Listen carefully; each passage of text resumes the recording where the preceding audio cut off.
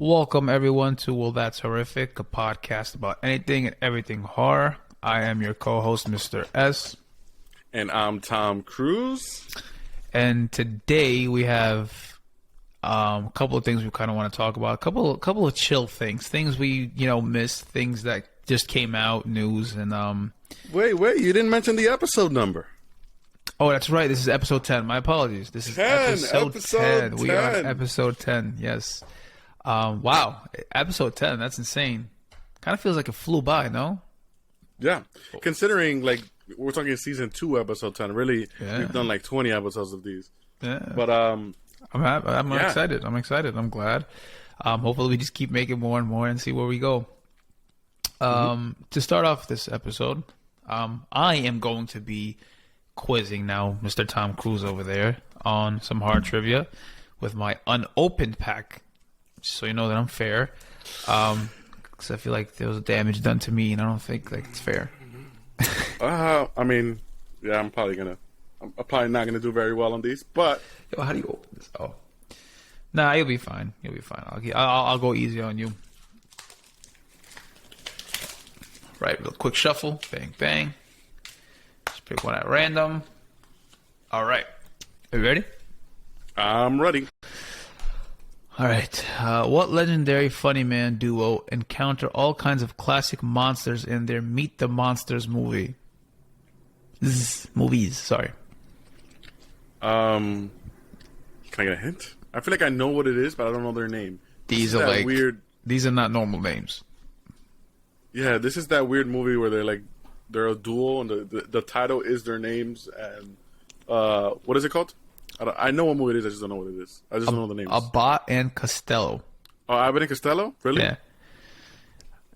Okay, that's not what I was thinking. I was thinking more so. There's like a Evil Dead kind of style movie where it's two guys with but Abbott and Costello. How you don't know who Abbott and Costello are? I don't know how that's in a horror deck. I guess because they have Meet the Frankenstein. Yeah, I mean they talk about the movies in general, so I don't know. Abbott and Costello. You don't know Abbott and Costello. You don't know who's on first, what's on second. I don't know who's on third. Who's on third? Yeah, I know that. That's them. Oh, is it really? Yeah, Abbott and Costello. I think I heard that from the Three Stooges, but sure. No, so that's Abbott and Costello, but I don't know if I would call that horror. But continue. What was Candyman's weapon of choice? Hook. Yes, a hook for a hand. What was the name of the possessed doll in the 2013 movie The Conjuring? Annabelle. It's actually wrong. That's actually wrong? No, I'm kidding. You're right. I just didn't want you to feel like you were doing well. In the movie Devil, which by the way, that was a good movie. It's an underrated movie. I like Devil. Movie, right? In the movie Devil, where were the 5 characters trapped in most of an elevator? Come on, man. See, that's why I gotta I gotta read some of these so I can. Come on, because these are just random. I feel like you single. Fine, I'm just random. What horror film was Eli Roth's directorial debut? Is it Hostel or no? No, it's not. Eli Roth. Give me a hint. Thor's in it. Thor's in this movie? Yeah. I feel like this question was asked though. If I'm not mistaken, I feel like this question was asked. You're telling me that this is Cabin in the Woods? Yeah, it is Cabin in the Woods. No, I'm sorry. No. Cabin Fever. Cabin Fever. I totally confused them. Cabin Fever. Yeah. But honestly, that's a great movie if you haven't seen it. They remade it with the same script. I'm not a big fan of that one, but the original one, I like it. Cabin Fever. This is the movie with Ryder Strong, right? If I'm not mistaken, where the water is poisoned and all that stuff. Yes. Yeah, correct. This is actually a dope movie. I like this movie. Yeah, I forgot. There's more than one though. There's more than one. I feel like there's sequels after this. Yes, there are sequels. But they ended. So they did 1, 2, and then I think they did Patient Zero, which might have been 3, and then they remade it. And the interesting thing about this movie is that they remade it, but they didn't change anything but the actors. So the script is exactly the same. Maybe they weren't, happy with the delivery. But the new movie's worse. Oh, well, that's horrible then. That's Or such horrific, should we say. that's so anticlimactic. Can you imagine like trying to be like, yo, I want to go see this movie they just remade it. It's like the same exact movie. Like, what? No, imagine the same exact movie scene by scene with the same script. In other words, they say the same exact thing. If I'm not mistaken, they did that for this particular movie. Yeah, well, I would have to double check, but if I'm not mistaken, yeah, that's this movie. but Cabin Fever was good. I liked Cabin Fever. Yeah, I really like that movie too. All right. It's like a cult classic for me. Nice. What 1978 classic horror film was originally titled The Babysitter Halloween? Murders? Yes. Who directed the 1992 film Bram Stoker's Dracula?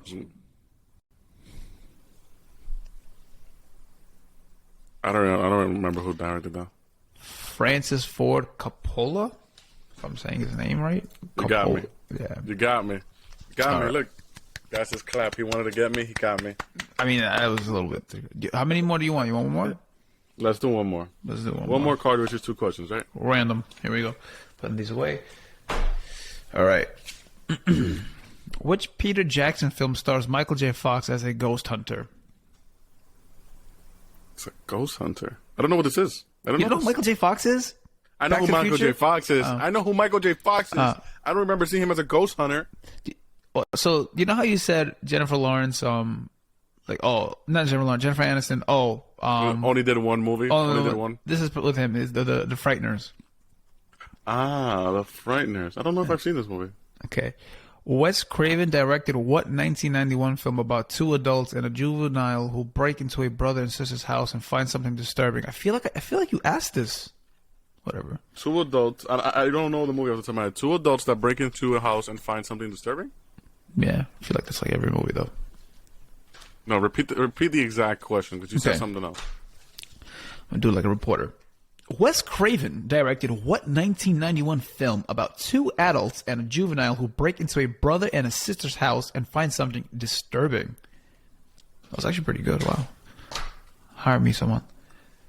Can I get a hint? I usually give you hints. I'll give you a hint. Harry Potter. Harry Potter's a hint? If you watch Harry Potter like that. How is that a hint? Where does Harry Potter live at his cousin's house? I don't remember. Good. So it's called The People Under the Stairs. Oh, yes. This is the movie that I've been telling you about that I haven't seen. Oh, my God. Well, that's that. So, you know. Okay, that's kind of a big spoiler. But, so, I mean, it's a tease. So this is one of those movies that somebody mentioned to me. It was like, somebody said, hey, this is one of my favorite movies. And I added it to my list, and I need to watch it. I need to, like, start watching these movies, man. I don't Let's really do have it, enough man. time People on the stairs. Let's do it. But People Under the Stairs. People Under the Stairs. People Under the Stairs. I'm gonna watch All right. So moving on. it. Yes. Are going to be talking about something that we both missed because last week's episode was about the movie X and our thoughts and reviews on it. But X. when we saw the movie finishing, we saw the credits coming up. We did not anticipate a end credit scene, so we just got up and left. And we were wrong for doing so because there was a scene. And, But how would we have known? Maybe we wouldn't have realistically. known. There's no way. No, there's no way we would have known. Unless somebody told us in advance, nobody would have stayed. Yeah. Even I also, don't like understand. for a movie like that, like we wouldn't have known. Does that make sense? Yeah. Especially if we never we saw nothing but the trailer. I did tell you that I felt like something was missing, but I guess, okay, so now, what did I rate it? Did I give it an 8 last time? Right? I gave it an 8. Yeah, I think so. I stick to my 8, but this would be enough. Like if I was leaning towards it, if I was a 7.5, this after credit scene would have pushed me up to an 8, just because it's like there's something more. But I'm sticking to my score. Yeah, I mean, look, okay, so the scene itself is about a prequel that Ty West he wrote that. So that's the thing too. That's why I mentioned that we haven't really seen anything else but the trailer, because apparently like a couple of days before the movie came out, he said he wrote a prequel for this. We didn't know he was going to be in like a whole trailer about it, but No, yeah. So he said he wrote a prequel to this, and then this movie is about essentially that old lady in 1919, was it? Or 1929? I forgot what the year was exactly. I don't know. It's a long time ago. It's played by the same actress. Played by the same actress was the final girl. Yeah. And she's like doing her But thing. clearly she goes she goes through some stuff because it looks like there's a lot going on. There's somebody in a wheelchair. The crocodile's involved again. Yeah. There's a couple scenes here that tease that something else might have happened to her outside of her being, Yeah. I mean, I think that's cool. I think that's interesting. He also tackles. He was mentioning how he tackles. He wants to tackle this movie with Technicolor. So, like, I guess a transition again, or a different type of movie, which is cool. I do think that he is putting in some thoughts into his movies, like something that kind of stands out. Like the first one being like the whole slasher porn thing, and now this like whatever. But I gotta say, I'm not interested. Is that weird? You're not. I'm not. I'm gonna watch it. I feel like I'm gonna watch it because obviously, but like I'm not. Oh my god! Like I have to go see this. Like it's so cool because like I feel like every movie does that. Every movie has, not every movie, but a lot of movies hint at some past, right? Something that's happened in the past, and this is like every movie. Texas Chainsaw could have done that. Halloween could have done that. Like any movie could really have a prequel if you look at it. And to this, it's like, all right. I don't know. I feel like it's gonna be interesting. I feel like we might get things that we were expecting from X on this new prequel movie because a lot of the things that were disturbing might not be there in that movie. And if it's still the same idea or still the same thing going on, it might actually be better. And I think I enjoyed X, and enough so that I would be interested in watching another, not necessarily a sequel, but I guess a prequel makes more sense. Yeah. I mean, I'm on board. You got me. I mean, I'll watch it, but I'm not like, oh my god, like really, like another movie. Like it's like I liked X. I gave it like a 7.5, I think. But I'm not dying for this one, so we'll see how that goes out. But speaking of X, there's an article on Bloody Disgusting that you had sent me that I found very fascinating, and very eerie, about like a real life Pearl. Oh, by the way, the movie's called Pearl. The prequel that he wrote is called Pearl. Go ahead. You want to talk about that? Yeah. So apparently, X is inspired by real events. I would say inspired, not based on real events. Something similar did happen. It was an elderly couple, and people were missing, and they were under investigation. And then they did find a whole bunch of things. But I guess it was just interesting to see that, it was kind of based on something, right? It wasn't just completely made up, which I guess answers that question of like how this got made, right? Or remember, I asked you, I was like, how many people had to greenlight this or literally read the script and say, let's do it. But I guess if it's based on a real event, it kind of gives it an additional layer. Yeah, no, I was reading into it, like that guy, whatever, that guy, Ray, I think was his name. He was like a troublemaker from the start. He was like, selling pigs behind his father's back. He was sent to like these jails. He came back, and like then he started having people buy cows for him. He would give people checks, but the checks were fake. But by the time they came to him, he already sold a cow. Whatever. Then he went to jail, and he came out, and he was given a warning. That if something like this happens again, he would be sentenced to like life. And he was like, I want to get rid of the evidence of everything. So he literally ends up with his wife killing people. Like, that's insane. I think she tries to say that she's innocent, but well, she didn't do the killing, but she knew about it. So that's what her argument was. But still, that is insane. Especially I don't know what I feel. The whole South vibe, I feel like it's so easy to get away with that. It's insane. I mean, I hope that was just a past thing, not necessarily how it is now. I mean, obviously, but still, like, there's something about like that environment. It's just like it's scary. Like it's like a house in the middle of nowhere type thing. It's like whoa, anything can happen. So sad. So many people died. But I thought that was interesting. If you guys want to read that, it's Bloody Disgusting. But yeah, that's all I have for like us missing that end credit scene. Yeah. Besides that, we can talk about this guy to my left. The Joker. This guy right here? Yes, sir. What is that? Why did you put that up? So they released a deleted scene from The Batman, and it shows Batman actually going to Arkham Asylum and asking the Joker for some help to get the Riddler. Interesting, Hannibal vibes, right? You got Will going to Hannibal to kind of get some help for, the Red Dragon? Yep. In this case, you got Batman doing that for the Riddler, right? And then this kind of answers the question for a lot of people. When I saw the Batman, I wasn't sure if that was the Joker at the end. Later on, I heard, yes, the director did confirm. Matt Reeves did confirm that is the Joker. And now you can definitely confirm. You have him there. And this is a different take. He looks gruesome. He's half bald. I don't know if he's he looks disgusting. I love it. Disgusting. I love it. I think he looks great. I like that it's a different take, but I don't know how I feel about his hair and stuff like that. I don't know. Well, let's talk about the scene itself first. What did you think of the scene? I thought it was interesting. The conversation was actually really good. I liked Joker's response. I liked Joker's voice. I liked that he didn't try hard. He was just playing the character, and he did it very well. Right. He wasn't trying to emulate somebody else. He wasn't trying to emulate, let's say, Heath Ledger in this example. Right. For me, I did enjoy the scene.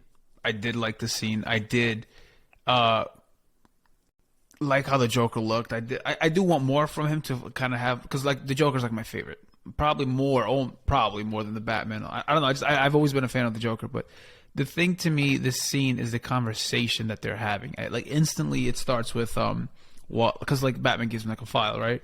By the way, if you haven't seen it, see it, come back to us. It's 5 minutes. Come back to us, but.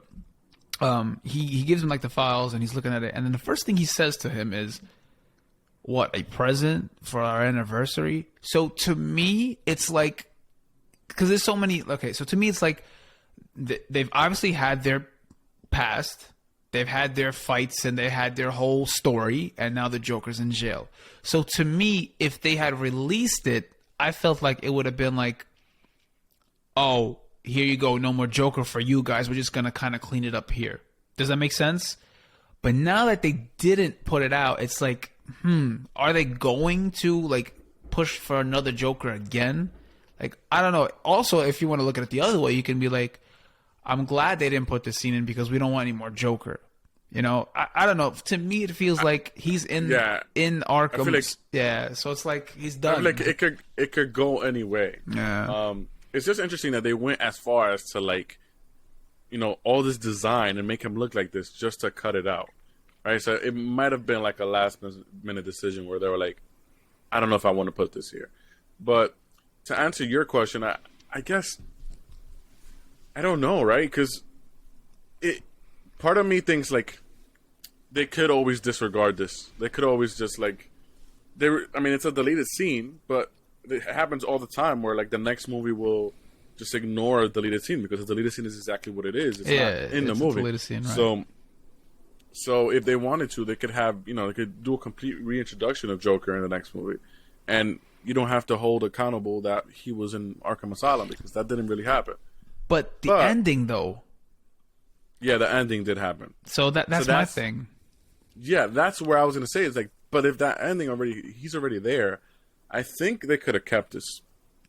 That's what I'm saying. I don't know, because usually when you're a producer or writer or whatever it is, you're thinking. The question is, where do you put this? In the movie, if I would put it in the movie. I'm putting this early. Early? Nah, I would put this before the El Rata thing. Before he sees that video, because the Batman does say, why does he keep writing to me? So maybe after that or before that, around there. I don't know. I feel like this movie could have been edited a little bit better. And I only say that because I don't like that it started with the Batman.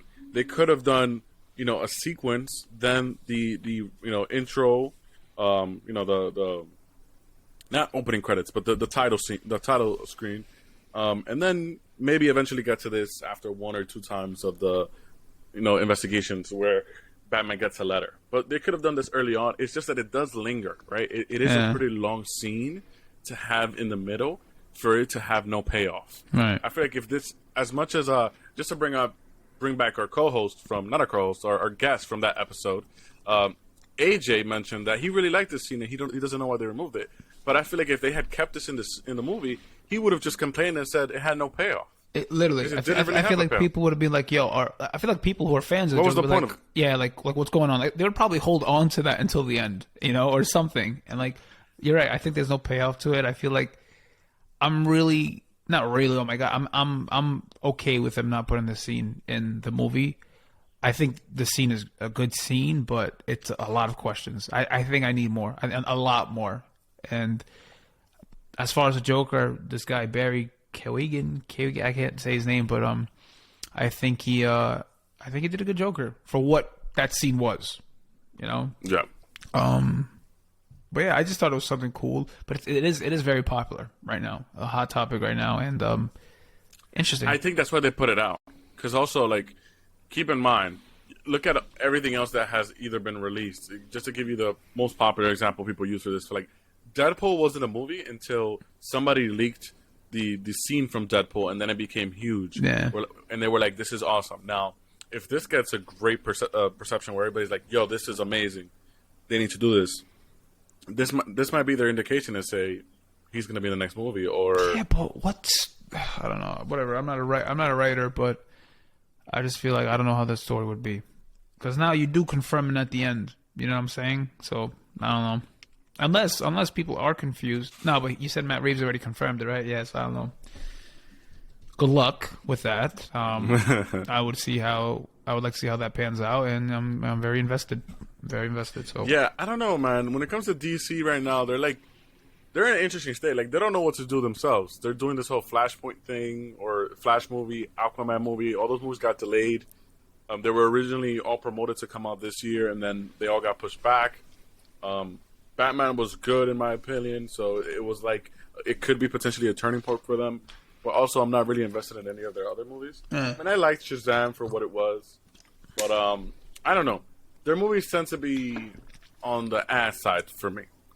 Now, while we're on the topic of superhero characters and delayed movies, yes, we have Morbius.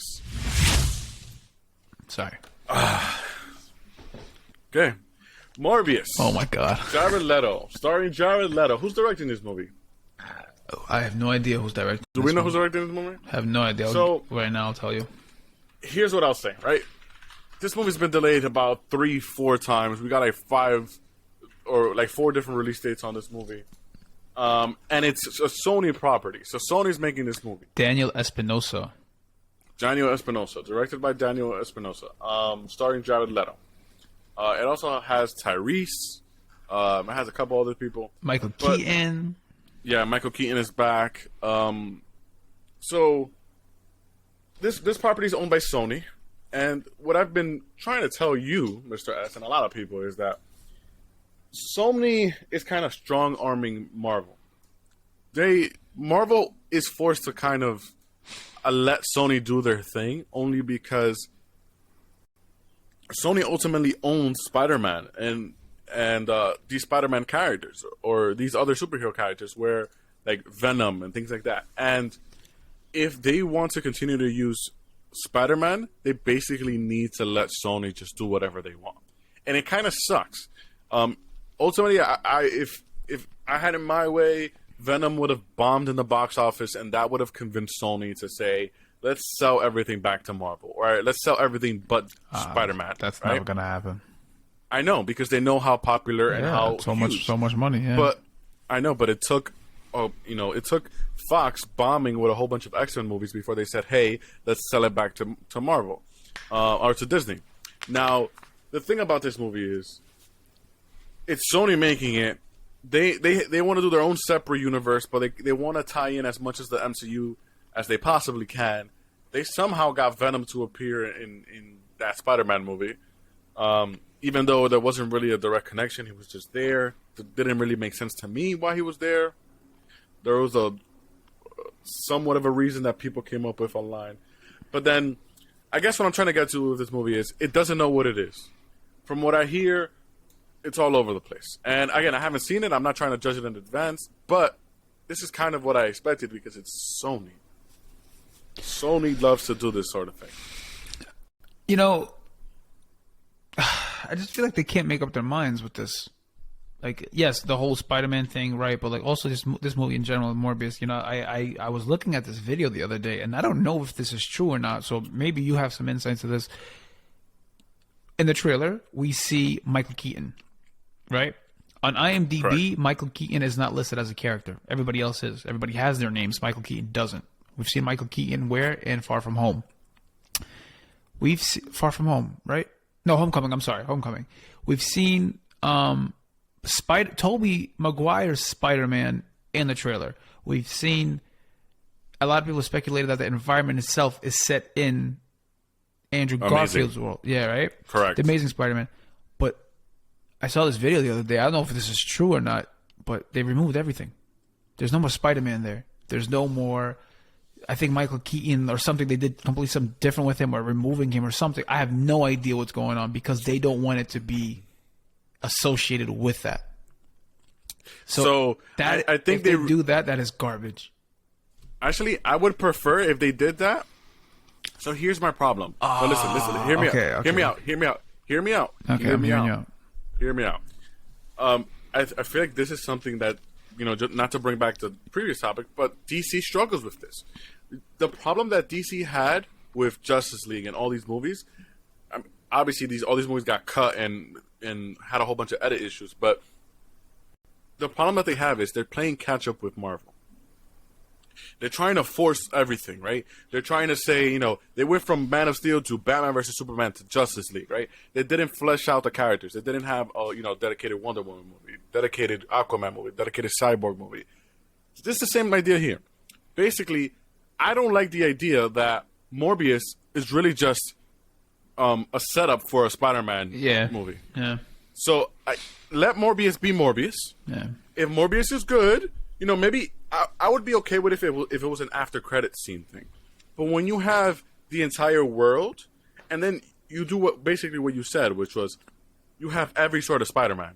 The environment is amazing. The one in the background is Tobey Maguire, and then he mentions Venom, right? He mentions Venom as a joke. Yeah. Yeah, he mentions Venom, so he's in the same universe as Venom at the same time. And we got Michael Keaton from Homecoming. So it literally is like in 4 or 3 different universes, however you want to take it. So I felt like they didn't know what they were doing with this movie. They put Spider-Man there just to catch somebody's attention and say, look, Spider-Man, boom. Right. And then they did that now only to remove it. And I predicted that they would do that. I didn't think that they would remove it. I thought maybe they would change the Spider-Man to a different Spider-Man. And honestly, this is a good opportunity for them because No Way Home had a good reception with the rest of the Spider-Man. Everybody loves what's his name? Andrew Garfield's Spider-Man. Yeah, they love it. If they were to continue Amazing Spider-Man, I mean, they could very well continue Amazing Spider-Man and still have a lot of people who would watch it. Coming off of No Way Home, I don't know if Disney would have to be part of that discussion or not. I don't think so. But I also wouldn't want Andrew Garfield to come back to a shitty movie. Right. And I feel like if Sony makes it, it would be a shitty movie. I don't know. That's why I feel that way. I just feel like make this movie its own thing. Don't rely on characters and connections to other movies. So I agree with you. I agree with you in the sense that, look what they're doing and it's not working out and like they're just like doing more damage to themselves and everything's all over the place. Here's my thing. Number one, in the comics, Morbius battles Spider-Man, right? That's like the whole thing. Yep. So I'm okay with the Spider-Man's being there. I'm not okay with it being unclear. And because it's so unclear and you messed up, like maybe they messed up. Maybe they should have been in a different, maybe they should have put the Amazing Spider-Man on that trailer instead and they messed up. But fix it. You know what I'm saying? Leave Andrew Garfield's there. I mean, remove Tobey Maguire's Spider-Man and put Andrew Garfield's in there. But then you have Michael Keaton. So that's like a whole casting issue. Then it's like, yo, what message are you trying to, send to the fans? And also don't play with the fans. Like the fans are what makes, your movies. So it's like, what's going on? So listen. At the end of the day, they don't care. They're going to use any loophole to bring Michael Keaton into this universe. And just to give you another example, look at Venom, right?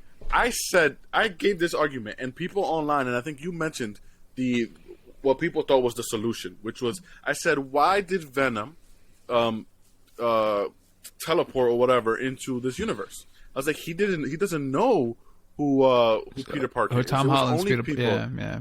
Yeah, it was only people who knew Peter Parker. Well, and I think you mentioned it, and other people online said, "Oh, but Venom is a being from so many universes." Yeah, maybe to me that's a stretch. That's a stretch, and I get it. That's like it's a stretch enough for you to say, "Fine, let's just throw him here for the sake of being here." But I still think it was pointless to bring him into the movie just to basically allow his symbiote. Basically, Sony was like, "I need Venom in this movie. I need him." Right? Because they teased it in their movie because they needed something to tease. And they teased him for no reason because he wasn't a part of the movie. Well, he was in the after. What if... No, I don't think that's how listen to me. Okay, listen, go ahead. They teased them in Venom just because they wanted to basically tease their movie. It was only because they wanted to basically say, yes, we're a part of this. We're Sony. We're a part of this. And then the movie comes out. Venom is not in the movie at all. He's in an after credit scene for like 2 seconds. And he lets loose some symbiote, and basically Marvel was like, "Fine, I'll let you say his symbiote went out, and we'll use that." That's basically it. And I just think, I don't know, they're basically using any loophole, anything that they can stretch to say, they're a part of it. They're basically like a ex-girlfriend that won't give up on you, right? And they're basically just keep on. I guarantee you, they're gonna do whatever it takes to connect somehow to the MCU. Why though? Because of the fans. Because the fans. I feel like the fans want it. A lot of the people want it. No, I don't think the fans want it. I think they want it, man. I disagree. I 100% disagree. Because so I would say maybe the casual fans, but the real fans know that the Sony movies are inferior. Right. Even Venom, inferior movie, and Venom doesn't use any. It's not comic accurate at all. No. So like Venom was garbage. Brock is an adult. Like there's a whole bunch of things going on there. Like it wouldn't really connect with Spider-Man. It wouldn't make sense. You don't want to see it that way, which is why they're making their own version of it. The original Venom would have been accurate, though. You're right. I do agree with you that it's so inaccurate to the comics because Eddie Brock knows Peter Parker. Yeah, but even that you could even that I wasn't like off put by, because. Not to say Marvel does everything comic accurate either. Clearly, it was their third iteration of Spider-Man, so they had to switch things up. And Tom Holland's Spider-Man isn't a perfect Spider-Man either.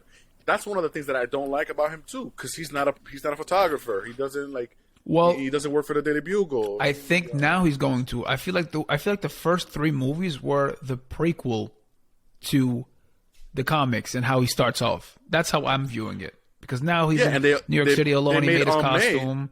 Well, they made Aunt May. Yeah, I know. They made Aunt May, die. Uncle Ben. Yeah, but they made her Uncle Ben because there was no Uncle Ben. Yeah. Which is fine. Like I'm fine with that because it was something like they had to do something different. This was their third iteration.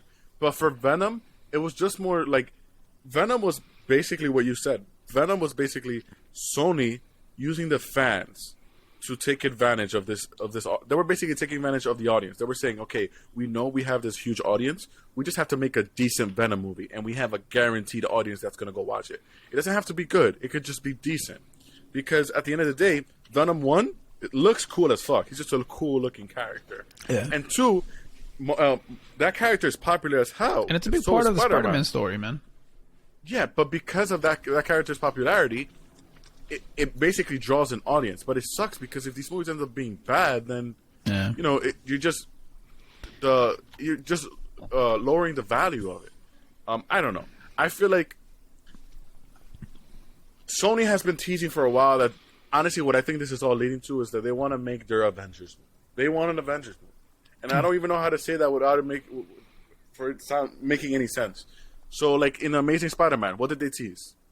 Sinister Six. Okay. No, the Sinister Six. They were like the at the end, Amazing Spider-Man 2. Yes, when he's walking at the end. Yes. Yeah. So it's like that's what they want to do, and then they had a Black Cat movie in the works. I don't know if that's still a thing. They have a whole bunch of other movies that are all in the works, and they're all like Spider-Man characters. And I think what they want to do is they want to establish their own universe just to make their own mega movie, whatever it is, whether it's the they got to lead up to Sinister Six or whatever it is. but I just don't like. It sucks. To me, it sucks. This is like the worst part of the MCU, and I feel bad for Disney too. I mean, I shouldn't feel bad for Disney. This is a like huge studio, but I mean, like, they're just lowering the value. Anything Sony does for the MCU is just like -1. Yeah. Disney is working to make it better. Sony's just making it worse. It's like you can pretty much ignore all these Sony movies. I mean, yeah. The thing is, I see what you're saying. I do see what you're saying, and I do agree. Your position is that it's not accurate, and they're stretching to find these loopholes to make things happen that could never happen that way, right? I could even make it clearer. Go back and watch every interview with the person in charge. I forgot her name. The Sony Amy? The Sony boss. Yeah, whatever. What's her name? I forgot. Amy something, right? Amy, and the interviews with her and Kevin Feige are some of the weirdest interviews ever. They've literally gone on file contradicting each other. Where Amy has said like, oh yes, Venom is part of the MCU, and then Kevin Feige has said no, he is not a part of the MCU. And then they've gone times where they're like purposely very vague about it because they don't want to confirm or deny. They're like, it's weird to see them together because it's clear that behind the scenes they're like in total opposite sides, right. But then in front of everybody they're like, yeah, we're a couple basically, like we're creating this together. But in reality they both have their own motives. So like, I don't know. Yeah, I was just trying to say, like, yeah, I get that, I get your position, but numbers say otherwise in terms of the amount of money these movies are making, in terms of Spider-Man No Way Home. But Venom, okay, but I'm not talking about. Yeah, I'm not talking about Spider-Man. Spider-Man is always going to do good because it's tied to the MCU. That's why they want to be part of the MCU.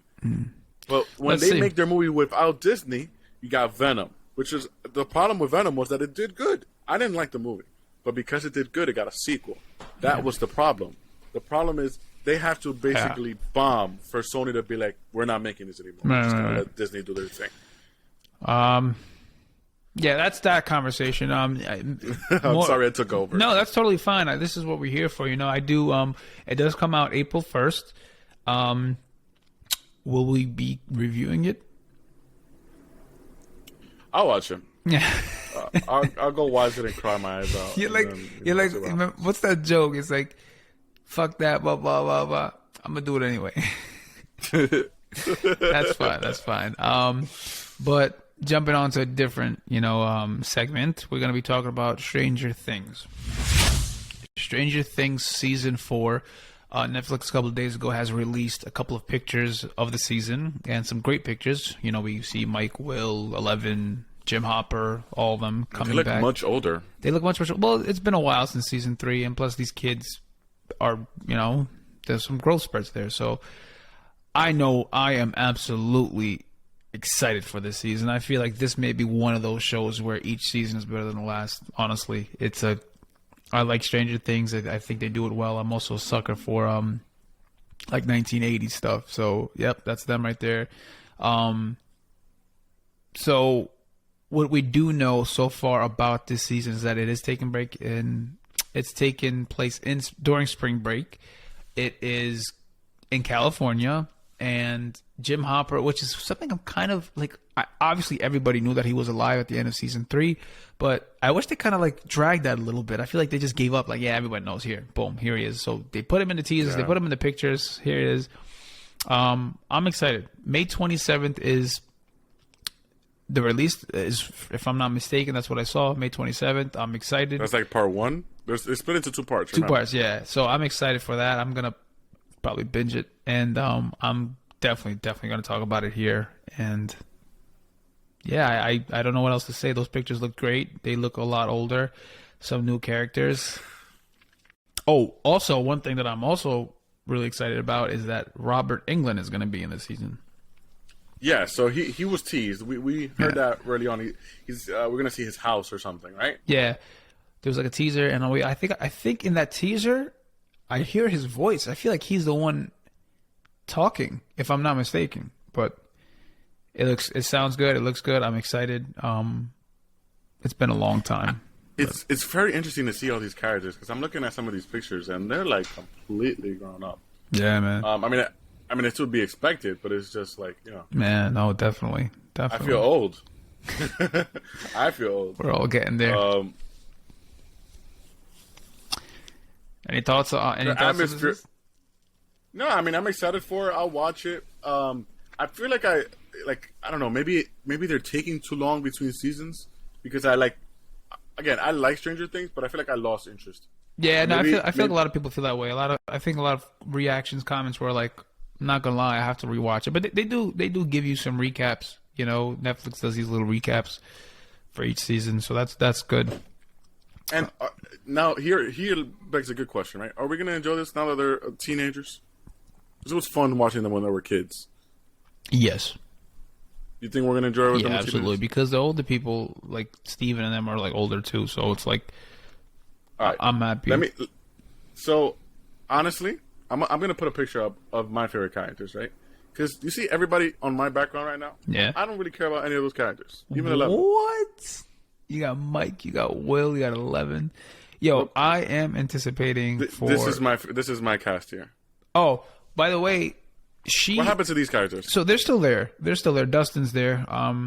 They're all going to be there. That girl in the middle, Ethan Hawke's daughter. Yes, but Robin, I think, is her name in the show, if I'm not mistaken. She's back, which is surprising. I didn't think she was going to be back.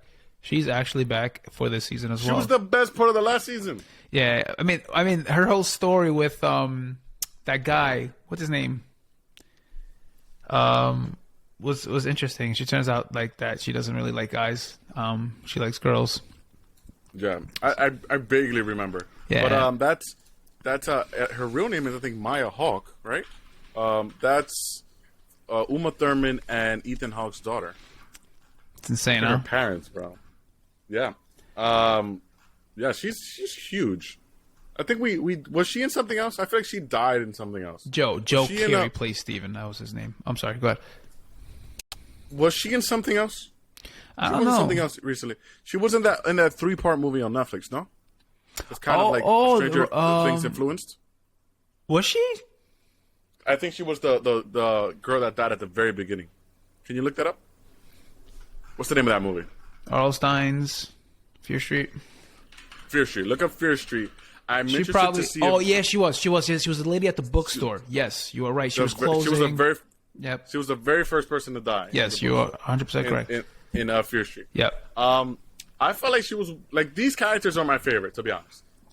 This group of characters, I like what they did. I like that they kept them all together. I don't know if I care about any of the other characters. Listen, I feel like this is the best story. I'm gonna say I think they're all great characters. I think yes, these are great characters. I like Dustin a lot. I like Steven a lot. Somebody this season is gonna have to die. There's no way they're all living this season. I feel like that's gonna break a lot of people's hearts. What I do want to say is this guy from last season, his name is Zachary Montgomery. He played Billy. I think he did such an amazing job last year. And What are we talking about? the guy who played like the possessed, like that girl's daughter, that girl's sister, the redhead, Sam. I think her name is Sam or Max. What her name is? Max. Yeah, Max's brother, Billy, and he played a phenomenal character last year. And I feel like a lot of people don't see how great that is. And I don't know, he was believable. He ended up dying, but it was insane. I feel like Steve is one of my favorite characters. I feel like honestly, Joe Keery to me is like the best actor. Yeah, he starts off like an asshole, but you know he becomes very very likable. And I don't know, somebody has to go. Somebody has to go. I also don't want them. I know I said that every season was better than the last. I also don't want them dragging it though. I don't want them if season 4 does well, fine, but season 5 the most. Even though I do like the show, but don't continue. I think they already confirmed that they're doing one more season after this. Yeah, that's it. But that's what I'm saying. Season 5 the most. Like, don't. I think they could have stopped it maybe last season or this season. What you mean? It was good. And I was like, yo, I need more. And I binged the whole thing. I was like, I need to watch more. And like, I need to rewatch this because I don't know. Like I said, this series feels like it's been too long since the last one. I don't really care about it anymore. I remember things, but like, I don't know if I'm like super excited about it because it's just been so long, right? Like I moved past it already. I hear you. I don't know. I got to give it another watch just to like. I feel like I would feel differently had season 4 just finished or finished in the last year. Yeah. But how long has it been since season 4? I feel like it's been like 3 years. 2019, I want to say. Yeah, so it's been a while. Yeah. That's why I feel like it's gonna be rough for them because of that. I mean, it better be a really good season. Yeah, it has to be. It definitely has to live up for that big gap. But I don't doubt that they will, disappoint. I'm not saying that biasly. I'm just saying because of what they do every season, the feedback they get every season.